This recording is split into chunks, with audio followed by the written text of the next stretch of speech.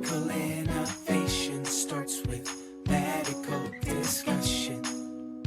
Talking about the future and what comes next with Project MedTech.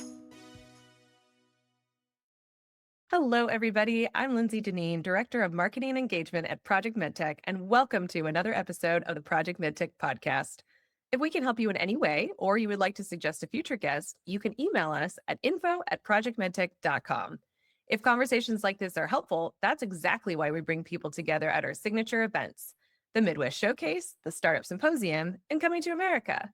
For more on our events that include networking, education, and pitch competitions for startups, check them out at www.projectmedtech.com. We even have sponsorship options if your company is also dedicated to accelerating medical technology to impact patient lives. So reach out today to get involved. The Project MedTech podcast is proudly sponsored by Ward Law. Ward Law Office LLC is a boutique law firm specializing in the practice of patent and trademark law. They are committed to providing inventors, entrepreneurs, and businesses of all types with personal and professional services and are flexible to meet your unique needs. It is their goal to both educate on how to secure valuable patent and trademark protection and to provide high-quality services at rates affordable to independent inventors, startups, and small businesses alike. Without further ado, let's dive in. Alicia, welcome to the podcast. Hi, Dwayne. It's so great to be with you. Thanks for having me. Absolutely. So, I met you a few years ago at the Toll House in Toledo, which I'm a University of Toledo grad. So Toledo, Woo-hoo! Ohio. Me too. Yeah, holds a special place in my heart. But met you there. Then you got into the Jumpstart program in Cleveland, and most recently you won a pitch competition at Giant Shoulders. Did you win it or did you come in second? I was runner-up. Yep. Runner-up. Jenny Lynn with Milkmaid was our winner. That's right. Yep, and absolutely. she was on a recent episode of the podcast as part of that. And so now it's your turn on the podcast. And but it'd be good if you can give our listeners a introduction to who you are, your background, what you're currently doing, and essentially how you got here. Yeah, so this is really a full circle moment, my friend. That's right. You are part of the reason that we're sitting here talking today. So at Toll House, it'll be a year to date almost next week, where Mercy Innovations held an event, and you were there with Project MedTech for an angel overview. And I just remember coming up afterwards, jamming with you around some thoughts that were percolating in my head. And you're like, hey, are you connected with Jumpstart?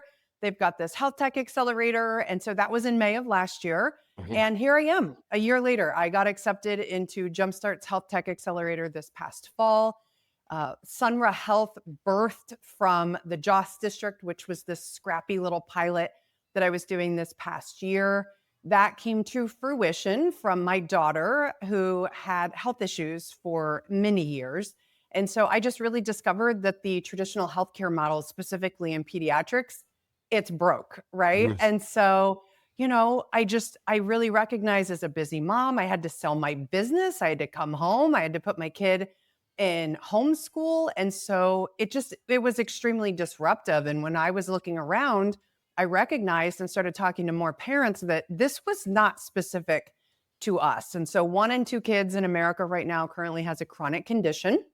We're very good in the traditional medical system with acute care, but we are really lacking as it relates to chronic conditions and that level of maintenance. And so Sunra Health was birthed from this pilot. We recognized 3 things. A lot of children had underlying medical conditions that were from metabolic imbalances, nutritional deficiencies, and brain inflammation, most notably from kids who were getting vaccinated and having outcomes within 6 months to a year. And that's where our story started. Our daughter ended up having vaccine injury at birth with hepatitis B. She had a couple of other ones throughout her pathway to 1 year old. And that led then to PANS, Pediatric Acute Neuropsychiatric Syndrome.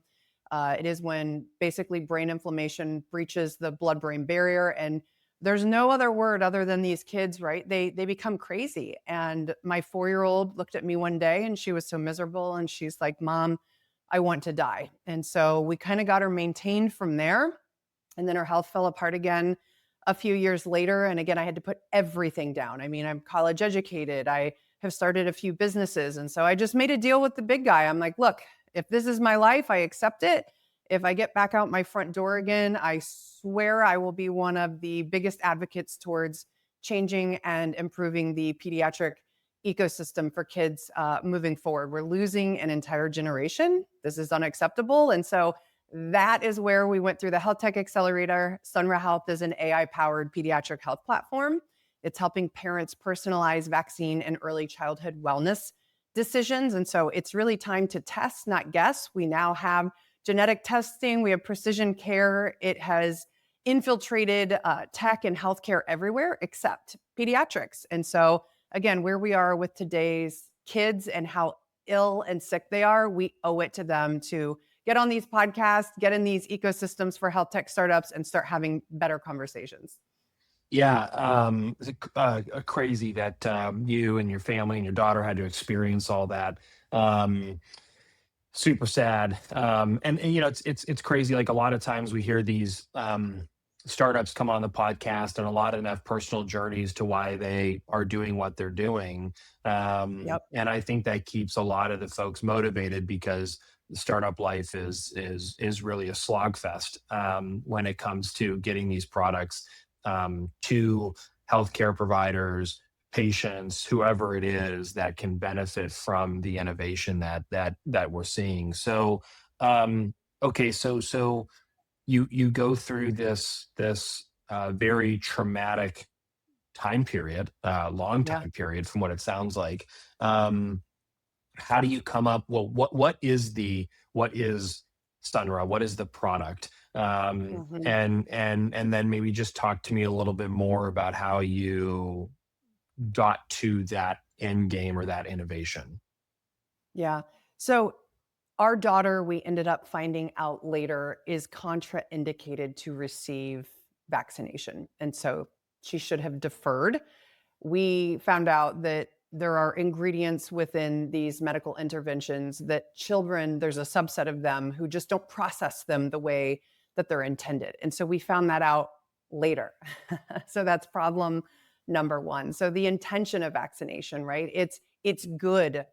We want children to be safe. We want children to not be in harm's way. However, right, this is one of the only areas within medicine that has not seen advancements since the CDC schedule was introduced in the 1970s. We really can't say that about any other area of medicine, right? So that was where this really stemmed from. We found out later. And then if there is a subset of kids who are predisposed to injury and harm, and we know that they exist because in every manufacturer package insert, there is a section 17 for patient counseling, and there is a set of precautions, warnings, and contraindications, except one little problem, Dwayne, we don't know who they are.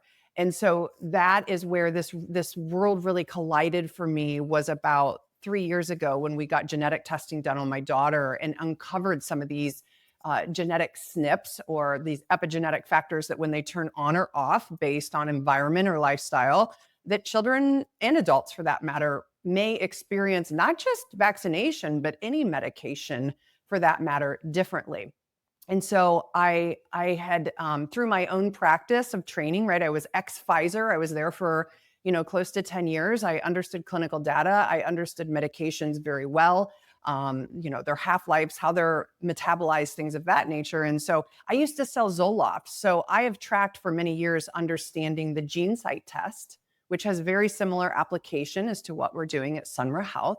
And so by understanding genetics, we now know that there are certain antidepressants, psych meds, stimulants that people should not be on. And so that's where, again, this all came together. It was like, well, what if we could do the same thing for vaccination? If she was contraindicated, why can't we just take genetic information and do the same thing? And so it was through a clinical partnership with Documenting Hope. They're a fantastic organization, really at the forefront of treatment and understanding around autism, PANS and PANDAS, sensory processing, neurodevelopmental disorders. And so I reached out to them and I'm like, hey, I ran this exact scenario by them, and I'm like, look, I want to develop their test. And they're like, there's already a group of doctors down in Tampa, Florida, who have been working on this. And so really fun, Dwayne, that I have my passion around why I'm doing this. So did they.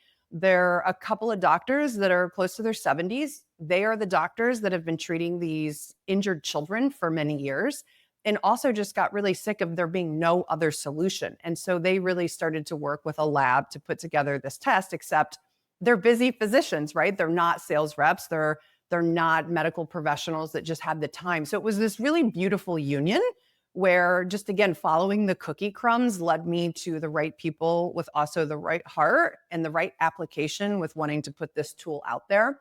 So we partnered. So Sunra Health is a digital health platform with utilizing a genetic test. And through this genetic test, it's a cheek swab. Parents order it. It gets shipped to the home. It takes 4 to 6 weeks for the genetic information to get back. We are plugging it in to an infrastructure that so many parents need. So we're putting the results, but we're also taking the results and not only helping parents understand if their children could have risk factors that are associated with vaccine injury or harm, we're also helping them understand their child's entire pediatric pathway. So this is genetic information, right? We currently have a chronic illness epidemic that's impacting 1 in 2 kids. And so not only are we understanding if vaccination could be something that needs to be considered, but what if our child is predisposed to asthma? What if this is a child that is predisposed to cardiovascular issues or allergies or neuroinflammation? And so when we are armed with this information, I'll give you an example. We lived on a golf course when my daughter was born. We also know that she was full of glyphosate. So this would have been really great information as having a newborn that had I had this test, we could have potentially prevented injury and harm, but we also would have been armed with information that this isn't just a conversation about vaccines anymore. We know from the environmental working group that children are being born in upwards of 200 toxic components in their cord blood. Okay, well, what does that mean for the outcomes of a vaccine information or any medical intervention that we're giving a child? These are not the same kids that we studied vaccination on, even just, 20, 10, even 5 years ago. And so there's a lot of unanswered questions. And so we're not here to diagnose and treat with Sunra Health. We are here to provide an educational platform that for the first time is giving parents genetic information to provide what is called informed consent to understand if their child's unique biological health information gives them risk factors that could make them susceptible to an adverse event or injury or harm. So again, it's not well done where this is brought together. We currently have no screening mechanisms. A lot of doctors are just guessing based on, family history. We also did a Sunra Health parent survey where we found out that in upwards of 75% of parents were never asked an initial screening question. And so again, that's how this started for us. If we just would have been asked the screening questions, but then again, behind that, the other side of this is we have a subset of kids who are genetically predisposed. And hear me well when I say this, Dwayne, my belief in vaccinations did not match my child's biology. So whether that's a provider or a parent, what was really humbling as someone who came from Pfizer and believed more than anybody that vaccination was the best thing for my child, my belief didn't match her biology. And so that to me is the power of what we're bringing forward. We're bringing something forward that currently doesn't exist, that has not been transformed or redefined since its introduction in the 70s, and that we have precision-based care in every other area of medicine except pediatrics. And so it is through Sunra Health, it is through our genetic test, it is through this platform that we're able to combine this for parents to, again, not just make vaccine decisions, but to truly change the game for pediatric health and help improve this 1 in 2 kids with chronic conditions currently in the United States.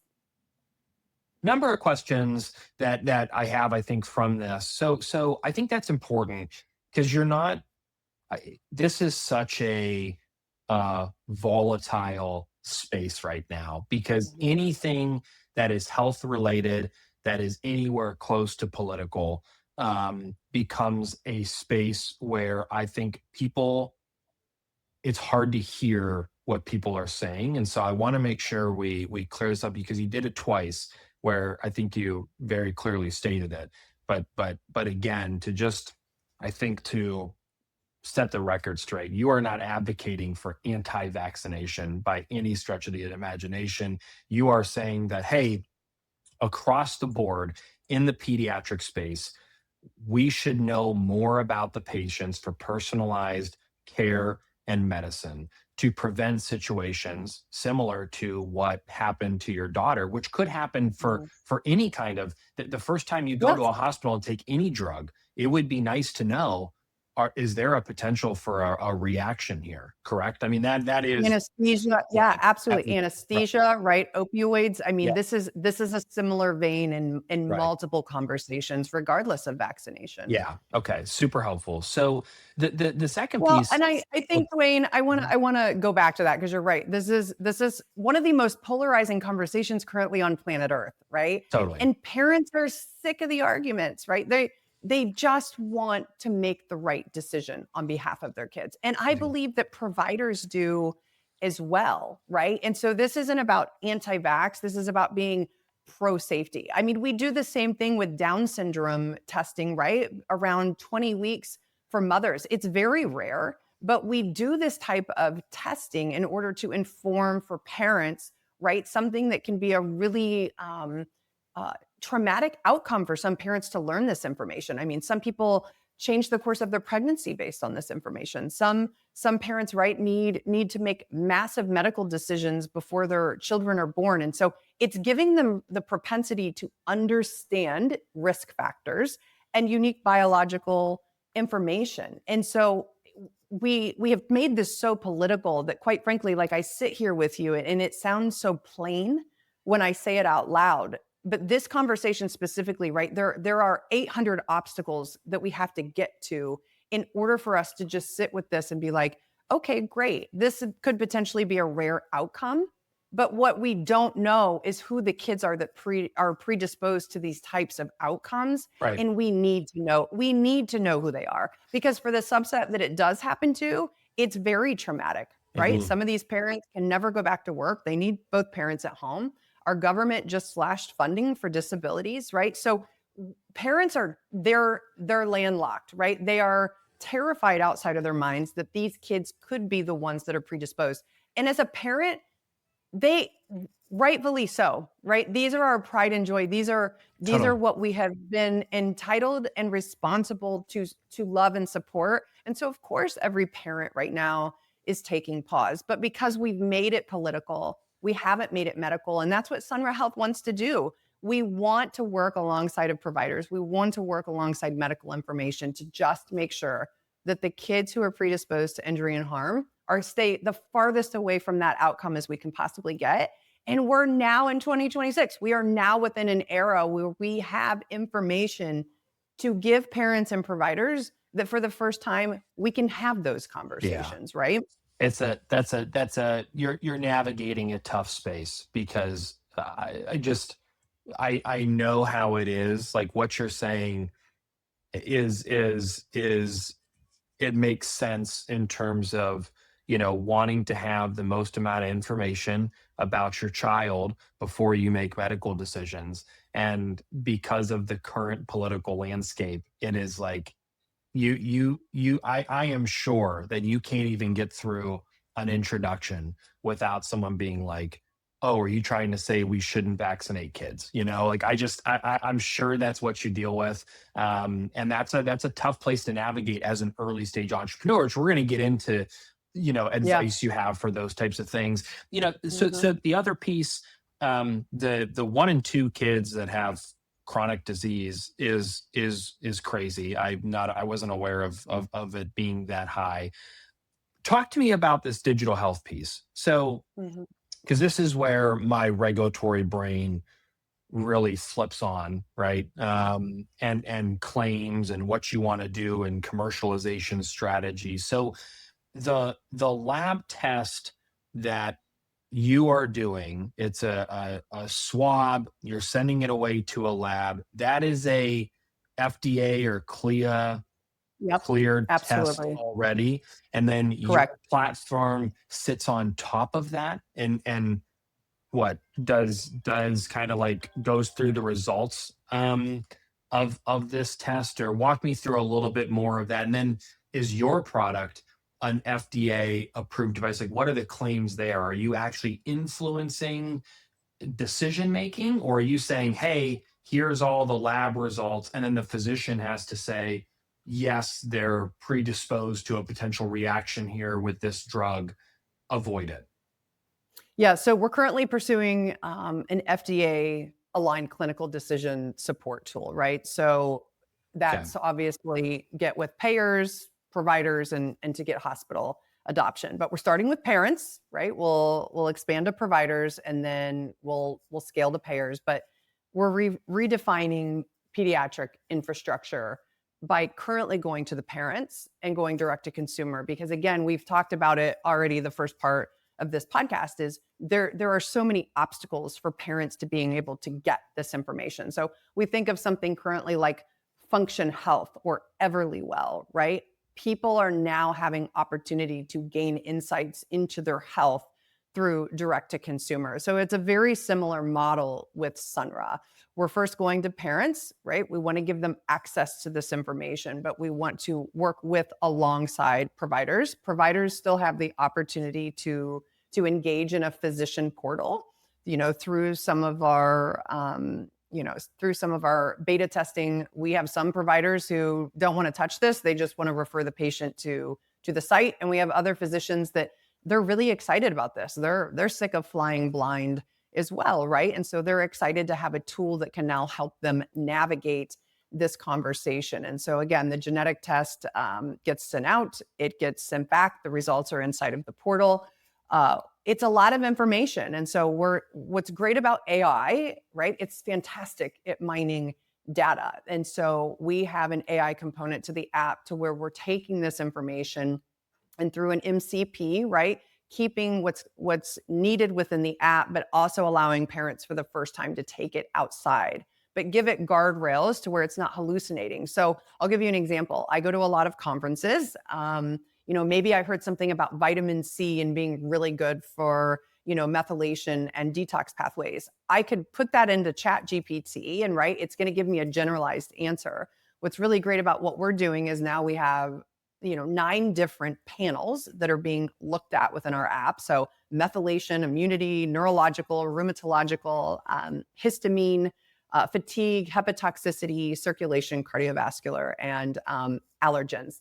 And so we have over 750 SNPs that are being looked at per child. So we can truly personalize, bio-individualize that now when we're asking that vitamin C question, right? Is it right for that child? Because for certain children, it can hang up different methylation pathways. And so nothing is one size fit all, right? There's billions of people on the planet and no one person is the same. And so by having this information, it is going to help us individualize health and specifically for these children. And so we're going to take that information, and we also within the app, you can design a plan, right? Because it's not just looking at genetic SNPs, it's looking at diet, it's looking at lifestyle, it's looking at supplementation and what is unique to the kids. So then it helps boil it down for a parent to be able to look at and be like, oh, these are the areas. Again, I use that glyphosate example for my daughter. She has problems detoxifying, and it's not just ingredients and vaccines, right? It's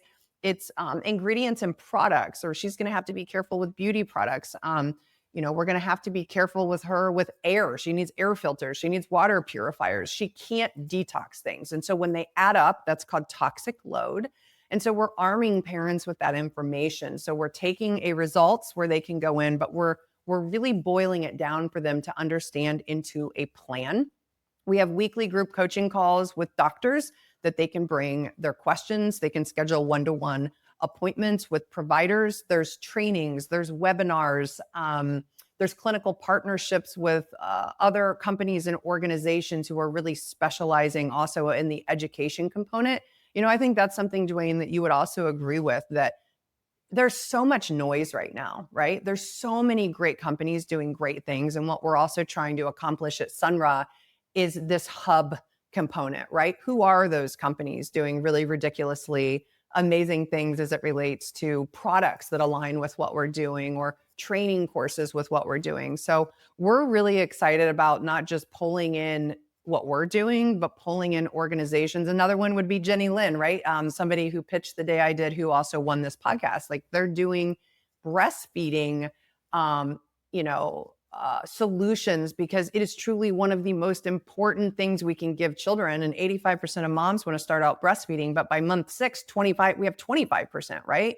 What happens when we have this continuation of care where children are getting this information and this genetic testing done at birth, but moms are busy, right? They need a hub to bring all of this together. How can we work with them through this continuation of care? So this is a really layered ecosystem. It's super sticky that we're getting these parents up front, but these children have milestones, right? And every 2 months they're changing, right? They're crawling, they're walking, they're talking. We're introducing solids. We're looking at neurodevelopmental signals that are very important to catch when they're young. So this is really beautiful that we're bringing this together in one place for parents. And again, not just utilizing this genetic information for one decision around vaccines, but truly wrapping it around a child through their entire first 18 years of life. And so we're just really excited that it's also introducing parents to AI, but in a really responsible way to take this information to really lower hallucinations and personalize the health information that allows them to go out onto Claude, ChatGPT, and again, get them the correct information in regards to their child. You can also invite caregivers in. So this is really fun as well, right? I'm very big on equality. We talk about moms a lot being the only ones that should be included in these decisions. And through our health survey that we did, right, dads are really involved in this conversation. And so we want to be able to invite other caregivers into the app as well. It's got the CDC schedule. It's set the way that currently the recommendation is, but it allows, based on this information, for parents to personalize their schedule to be able to understand, in our case, right, does a child need to be deferred? Do they need to be spaced? And again, it gives parents the information alongside of their provider to have the educational supports and bio-individualized information to do that. So again, we're a clinical decision support tool. I used the example earlier of GeneSight, and that is exactly the same framework that we are set up with and around as well. Got it. Okay. So the actual tool itself will be rolled out direct to consumer, and then eventually get the clinical decision support tool so clinicians can use it.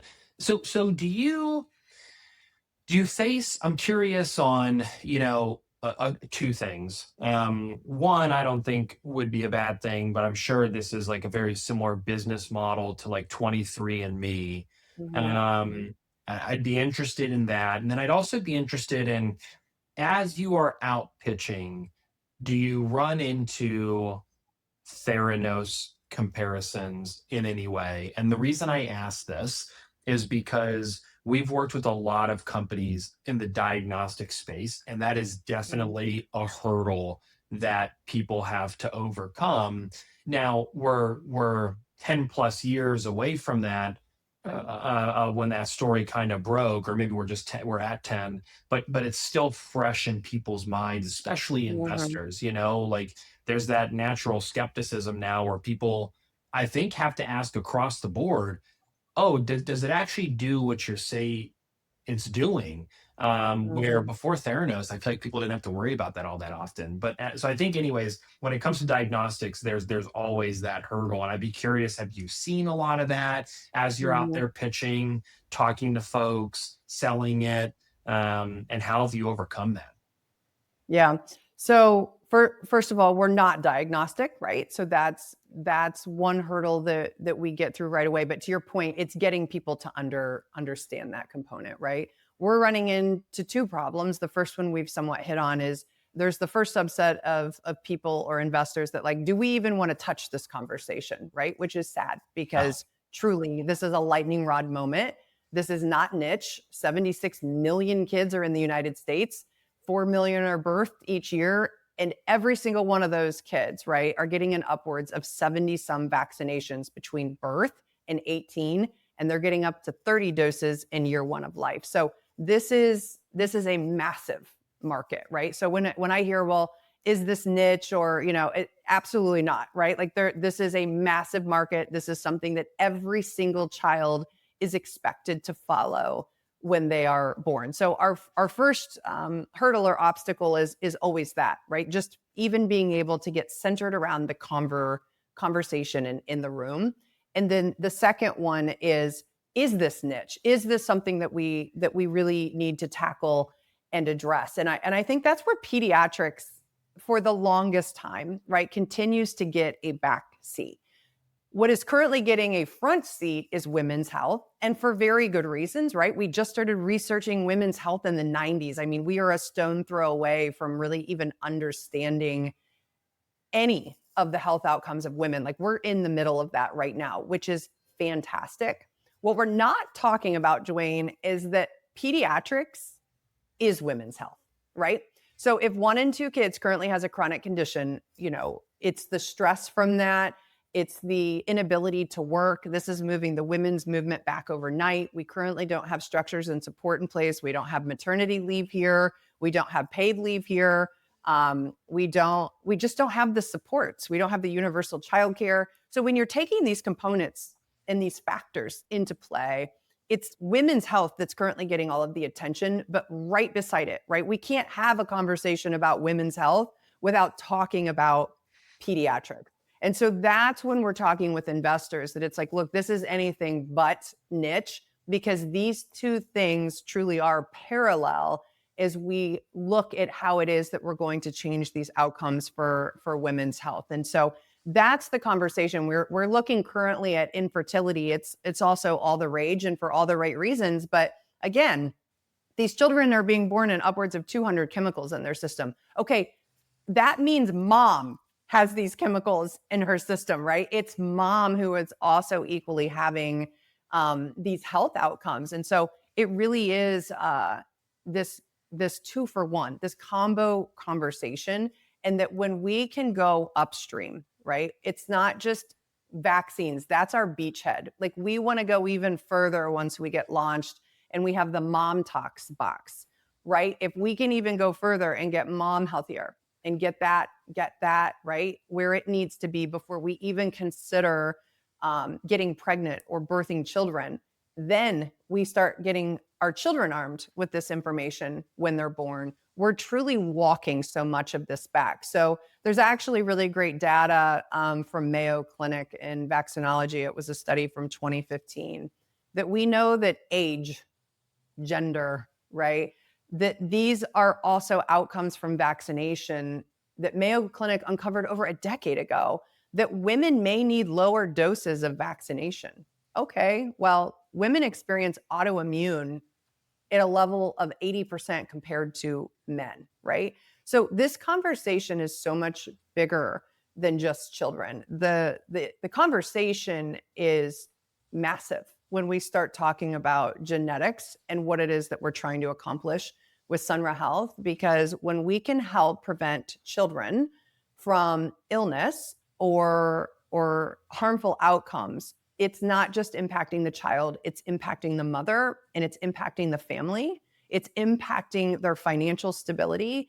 It's impacting their mental health. And it's also impacting our economy, right? Because we cannot move forward in a way that other countries are. And the United States, quite frankly, is one of the worst health outcomes for children. We're one of the only industrialized nation that's dealing with maternal and infant mortality. Suicide is the second leading cause of death in kids. 78% of college children are experiencing moderate to severe psychological distress. And so this conversation, Dwayne, goes right back to what we're talking about. It's moms and children. It's the very beginning of life. And these first, this first year is to how we're setting families up and what we're giving them. And so that is part of the challenge that we're running into is, do we want to touch this conversation?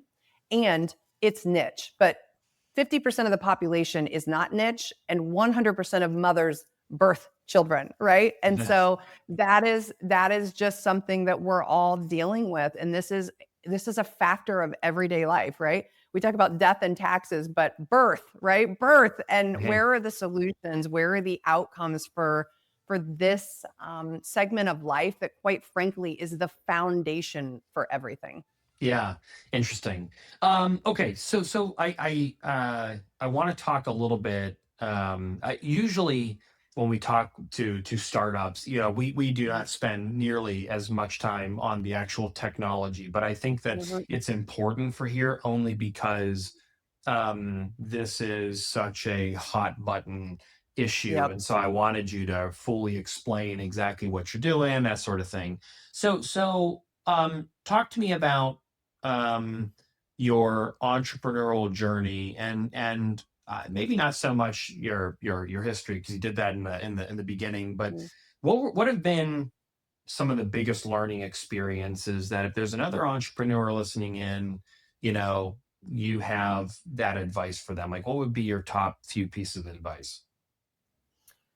Maven Clinic has been someone for years that I have had my eyes on. And I remind myself often that infertility was a niche, right? They went forward. They were also trying to talk with investors.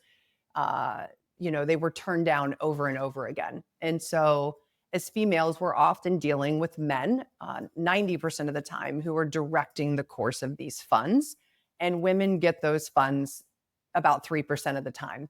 And so, whether it's a male or a female founder, but specifically a female founder, we have to keep in mind, right, that the experiences of men and women are very different. And just because we hear a no doesn't mean that it's going to remain a no. And so again, I look at Maven's story. They were told no, they were told direct to consumer wasn't the way to go, and they went and did it, right? And they proved early traction. And so that's exactly what we're doing as well. And so just because we have differences in experiences does not mean that the problem does not exist. And I think we're in the middle of that right now, right? A lot of female founders are coming forward.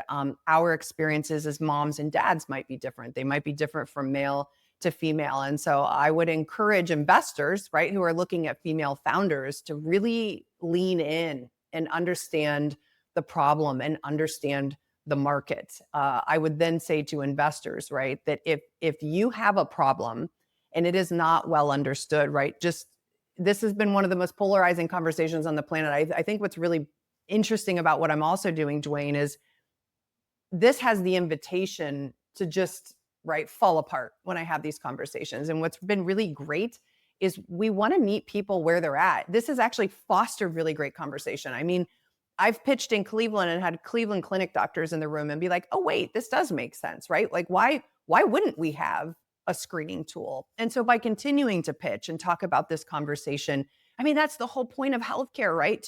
For science to evolve, for the scientific theory to play out. And so it's also been a lot of fun to have these conversations. And so my recommendation or my advice to founders would be that just continuing to lean into your mission, lean into the conversations. This isn't just about pitching, it's about educating, right? And especially when you're in something that's at the forefront, that has never been done before, which is exactly what we're working on. Like, of course, this isn't going to happen overnight, right? And so really being patient. Now behind patient, right, is funding. It's raising capital. And so it's really teetering between, how do we get funded and how do we still educate at the same time? And so it's really been a dance. Thank God I've owned a restaurant in my past life, a farm to table one with very slim margins and navigating it through COVID.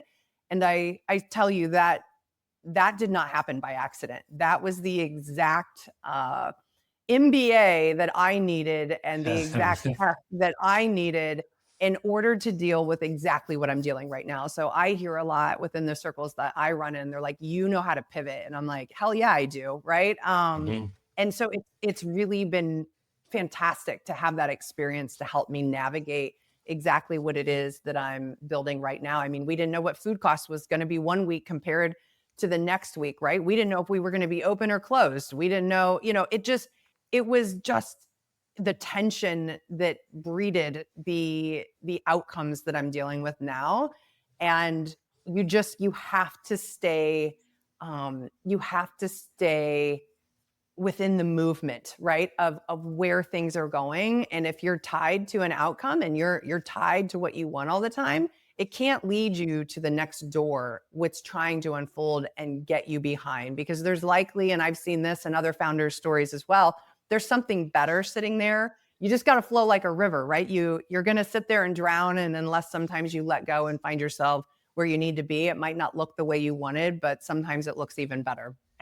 That's great advice. Yeah, I mean, and every investor at this point, this stage of any company is they're investing in the team Yep. above everything else, and so the ability to handle adversity, pivot, um, change strategy, double down on strategy, but most importantly, execute the strategy Yep. is critical. So, okay, last question is: do you have a book recommendation? And it can be across the board. If it's something related to, hey, this is a really good book I found about scaling teams or building a company or venture capital, whatever it is. A book recommendation for the listeners would be great. And honestly, selfishly, me, this happens very frequently, is someone giving me a book recommendation. The one I'm reading right now is called Science Lessons. It's about it's a former CEO of Amgen and all the things he learned. The most recent book I ordered was Multipliers. That was a recommendation on a previous call. And I'm going to stand up because you can still hear me. But there's a few more on here as well that I've ordered over time. But every time someone has a recommendation, I throw it on there, order the book I love to read. So I'd be curious on yours. So it's not tech related. It's not Right. startup related. Okay. It is a book that I read in my late 20s. It is called The Four Agreements. It is by Don Miguel Ruiz. And the four agreements are: be impeccable with your word, do your best, don't take anything personally, and don't make assumptions. And so those four things have steered me well for a really long time, 20 some years, right? And I don't think I would be sitting here right now. I don't think I would be doing this. I don't think I would be talking about one of the most polarizing conversations if I was taking everything personal, or if I was going to make assumptions. And so, or, there's really bad days, as you brought up throughout, this podcast already. Like, the startup life is hard. You are going to run into adversity. And so if I was to, right, like, my best some days is not the same, right? I was just talking to my son about this morning. He was having a hard morning, and I'm like, hey, just do your best. If your best is 25% today, like, rock that 25%, right? Like, meet yourself where you're in that. And so I think it's really easy to compare ourselves to each other's success. And so I just really try to stay in my lane. And that book has given me those four features, that when I hear a no, I don't take it personal. I think for women especially, it's really easy to make assumptions and to find yourself lost in those. And so I don't make them. I'm very honest, whether it's a team member, a friend, my spouse, someone even at Jumpstart. I think of my EAR and Gary Smith, who I work with. Like, if I have a question or something's out here in gray, like, it's getting brought to the forefront, and we're talking through it, because there's so much time and energy and noise wasted around assumptions. And so, yeah, and being impeccable with your word. I think right now, with where we are in the world, that is one of the most lost arts that is out there. And so I think it's really important, especially now between founders and investors, or between friends, it could be, right? But being impeccable with your word, I think, carries so much weight in this moment with where we are historically, and especially as funds are being cut and as investors are supporting founders. I mean, we need to be impeccable with our word. We need to do what we say we're going to do. And these products are needed more than ever. And so just the due diligence and being impeccable with your word. Yeah. And just, it's served me well. It has been my North Star and my guiding light. It changed my life. And I really recognized there was some trauma and belief systems about myself in my 20s that, without getting that stuff out of the way, I don't think I would be sitting here. And as I even repeat them back to you, like, what are a few things still that, as I revisit these agreements, as I'm launching Sunra Health, that I need to be reminded as it relates to those 4. So I don't even think we can get to any of the other juicy, delicious tech startup, recommendations out there, that if we can get the hell out of our own way and really stand firm on these 4 things, that anything is going to happen. And so I'm grateful that you asked me that question. I'm grateful that I got to revisit them. And I hope if it's helpful for anybody else listening, that would be a really good book for them to reroute on as they move forward in their entrepreneurial journey. Love it. Awesome. Okay, hang on for 1 minute. We'll chat offline. We'll include a link to your LinkedIn profile here in the show notes. We'll include a link to the website. Thank you so much for doing this. And I believe you are pitching at the Startup Symposium in August in Philadelphia. And so for anyone who's listening in now, you'll be able to see Sunra pitch live and in person. But yeah, thanks again for doing this, and hang on for 1 minute. We'll chat offline. Perfect. Hi, I'm Freddie Coffey, Director of Marketing at Jumpstart. The Project MedTech podcast is proudly sponsored by Jumpstart Inc. Jumpstart's Trailblazer Accelerator helps Ohio's most innovative early-stage health tech startups fast-track their growth with tailored advising from serial entrepreneurs, non-dilutive funding to fuel their journey, and unrivaled access to a network of experts, resources, and investment opportunities. Whether it's improving patient outcomes, advancing digital health, or reimagining care delivery, Jumpstart provides the high-impact services and critical resources to bring big ideas to life. Learn more at jumpstartinc.org/startups. Thank you for listening. At our core, we at Project MedTech are networkers, educators, and consultants. We meet you where you are to bring value and to create impact. We care deeply about helping medtech companies succeed right from the start, through to exit, by providing consulting and fractional services, hosting impactful industry events, and of course, sharing incredible guest insights like the ones you heard today through our podcast. Please reach out at any time if we can be of assistance. Check out our website at www.projectmedtech.com or email us at info@projectmedtech.com.